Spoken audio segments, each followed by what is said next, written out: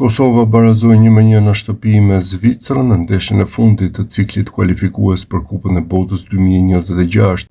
Gjatë këtij takimi u vërshëllye nga tifozët ylli shqiptar Granit Xhaka, i cili u vërshëllye në çdo prekje të topit. Pas përfundimit të ndeshjes, Xhaka tha se ishte i befasuar nga kjo situatë dhe se nuk e kishte pritur as pak.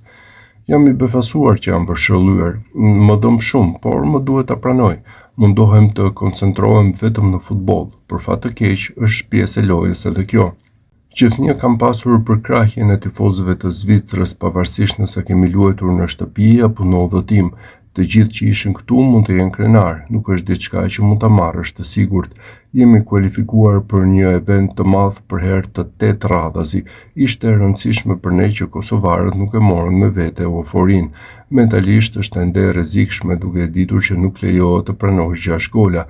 Ishim dominant në pjesën e parë dhe deri te goli dhe natyrisht Kosova u kthye. Në përgjithësi kishim një kampanjë të mirë kualifikuese, ka deklaruar Xhaka.